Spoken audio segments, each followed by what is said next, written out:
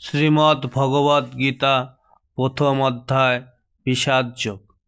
ধৃতরাষ্ট্র জিজ্ঞাসা করলেন, হে সঞ্জয়, ধর্মক্ষেত্রে যুদ্ধ করা মানুষে সমবেত হয়ে আমার পুত্র এবং পাণ্ডুর পুত্রেরা তারপর কি করল?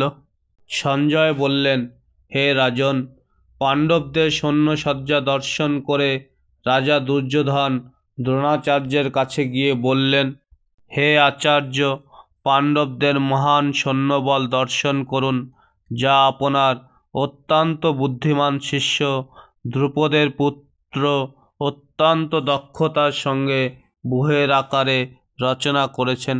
সেই সমস্ত সেনাদের মধ্যে অনেকে ভীম ও অর্জুনের মতো বীর ধনুর্ধারী রয়েছেন এবং যদুধান, বিরাট ও দ্রুপদের মতো মহাযোদ্ধা রয়েছেন। সেখানে ধৃষ্টকেতু, চেকিতান, কাশীরাজ, পুরুজিৎ, কুন্তিভোজ ও সব্যের মতো অত্যন্ত বলবান যোদ্ধারাও রয়েছেন। সেখানে রয়েছেন অত্যন্ত বলবান যুধামন্যু, প্রবল পরাক্রমশালী অত্তমৌজা, সুভদ্রার পুত্র এবং দ্রৌপদীর পুত্রগণ। এইসব যোদ্ধারা সকলেই একজন মহারথী। হে দ্বিজোত্তম, আমাদের পক্ষে যে সমস্ত বিশিষ্ট সেনাপতি সামরিক শক্তি পরিচালনার জন্য রয়েছেন, আপনার অবগতির জন্য আমি তাদের সম্বন্ধে বলছি। সেখানে রয়েছেন আপনার মতোই ব্যক্তিত্বশালী ভীষ্ম, কর্ণ, কৃপা, অশ্বত্থামা, বিকর্ণ ও সোমদত্তের পুত্র ভূরিশ্রবা, যারা সর্বদা সংগ্রামে বিজয়ী হয়ে থাকেন। এছাড়া আরও বহু সেনানায়ক রয়েছেন যারা আমার জন্য তাদের জীবন ত্যাগ করতে প্রস্তুত। তারা সকলেই নানা প্রকার অস্ত্রশস্ত্রে সজ্জিত এবং তারা সকলেই সামরিক বিজ্ঞানে বিশারদ। আমাদের সৈন্যবল অপরিমিত এবং আমরা পিতামহ ভীষ্মের দ্বারা পূর্ণরূপে সুরক্ষিত, কিন্তু ভীমের দ্বারা সতর্কভাবে সুরক্ষিত পাণ্ডবদের শক্তি সীমিত। এখন আপনারা সকলেই সেনাব্যূহে প্রবেশপথে নিজ নিজ গুরুত্বপূর্ণ স্থানে স্থিত হয়ে পিতামহ ভীষ্মকে সর্বতোভাবে সাহায্য প্রদান করুন। তখন কুরুবংশের বৃদ্ধ পিতামহ ভীষ্ম দুর্যোধনের হর্ষ উৎপাদনের জন্য সিংহের গর্জনের মতো অতি উচ্চ নাদে তার শঙ্খ বাজালেন। তারপর শঙ্খ, ভেরী, প্রণব, আনক, ঢাক ও গোমুখ সিংহাসমূহ হঠাৎ একত্রে ধ্বনিত হয়ে এক তুমুল শব্দের সৃষ্টি হল। অন্যদিকে শ্বেত অশ্বযুক্ত এক দিব্য রথে স্থিত শ্রীকৃষ্ণ ও অর্জুন উভয়ে তাদের দিব্য শঙ্খ বাজালেন। তখন শ্রীকৃষ্ণ পাঞ্চজন্য নামক তার শঙ্খ বাজালেন, অর্জুন বাজালেন তার দেবদত্ত নামক শঙ্খ এবং বিপুল ভোজনপ্রিয় ও ভীমকর্মা ভীমসেন বাজালেন প্রণ্ড নামক তার ভয়ঙ্কর শঙ্খ। কুন্তিপুত্র মহারাজ যুধিষ্ঠির অনন্ত বিজয় নামক শঙ্খ বাজালেন এবং নকুল ও সহদেব বাজালেন সুঘোষ ও মণিপুষ্পক নামক শঙ্খ।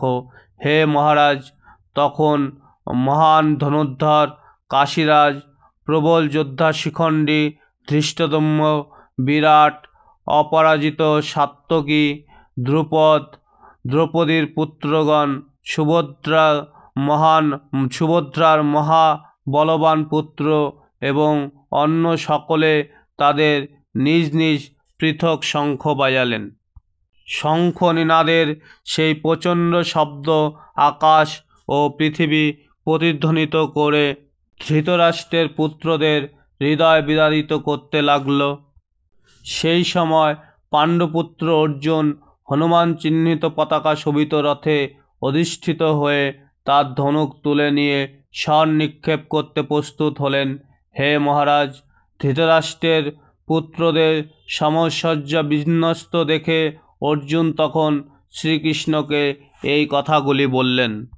অর্জুন বললেন, হে অচ্যুত, তুমি উভয় পক্ষের সৈন্যদের মাঝখানে আমার রথ স্থাপন করো, যাতে আমি দেখতে পারি যুদ্ধ করার অভিলাষী হয়ে কারা এখানে এসেছে এবং এই মহাসংগ্রামে আমাকে কাদের সঙ্গে যুদ্ধ করতে হবে। ধৃতরাষ্ট্রের দুর্বুদ্ধিসম্পন্ন পুত্রকে সন্তুষ্ট করার বাসনা করে যারা এখানে যুদ্ধ করতে এসেছে তাদের আমি দেখতে চাই। সঞ্জয় বললেন, হে ভরত বংশধর, অর্জুন কর্তৃক এভাবে আদিষ্ট হয়ে শ্রীকৃষ্ণ সেই অতি উত্তম রথটি চালিয়ে নিয়ে উভয় পক্ষের সৈন্যদের মাঝখানে রাখলেন।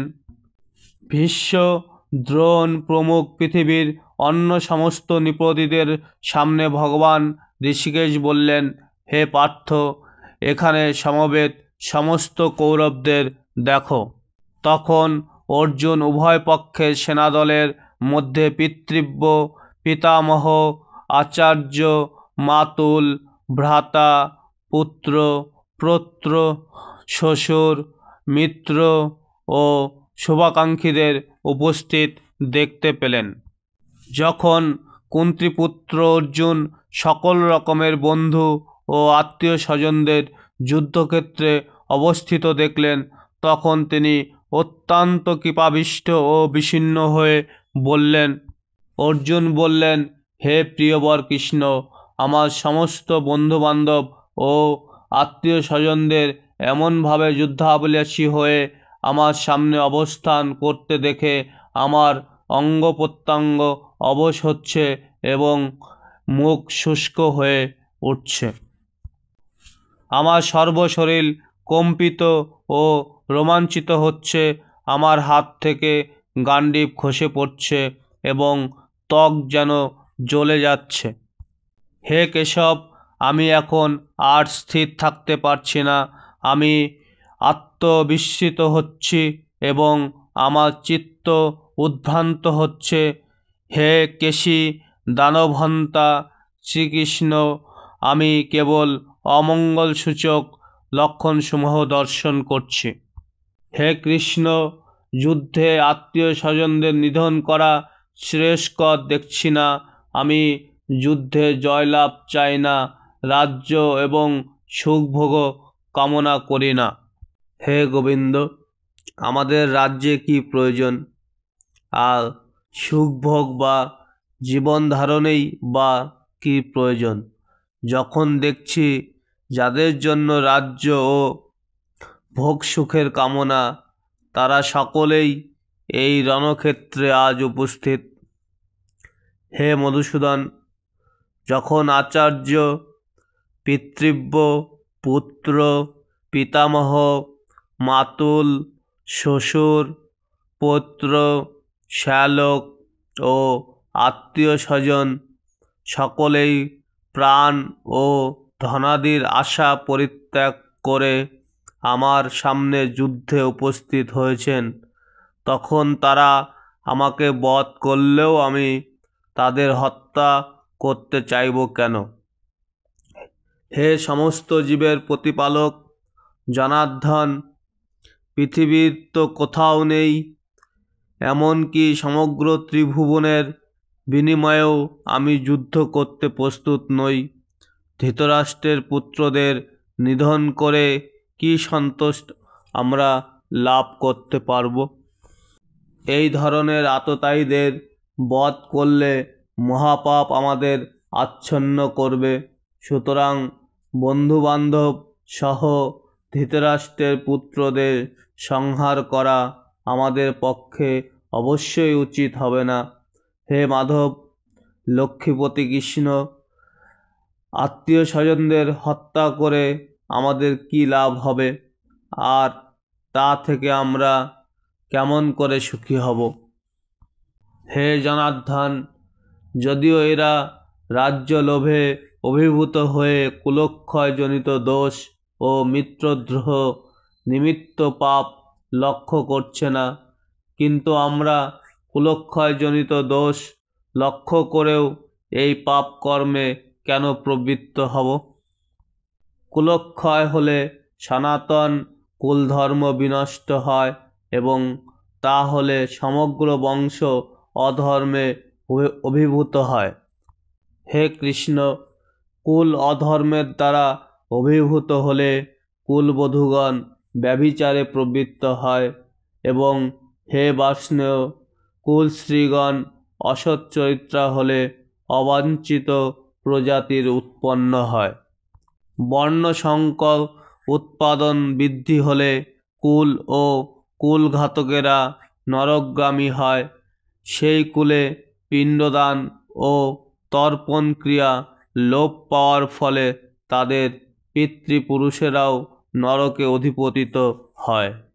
যারা বংশের ঐতিহ্য নষ্ট করে এবং তার ফলে অবাঞ্ছিত সন্তানাদি সৃষ্টি করে, তাদের কুকর্মজনিত দোষের ফলে সর্বপ্রকার জাতীয় উন্নয়ন প্রকল্প এবং বংশের কল্যাণ ধর্ম উচ্ছন্নে যায়। হে জনার্দন, আমি পরম্পরাক্রমে শুনেছি যে যাদের কুল ধর্ম বিনষ্ট হয়েছে তাদের নিয়ত নরকে বাস করতে হয়। হায়, কি আশ্চর্যের বিষয় যে আমরা রাজ্য সুখের লোভে স্বজনদের হত্যা করতে উদ্যত হয়ে মহাপাপ করতে সংকল্পবদ্ধ হয়েছি।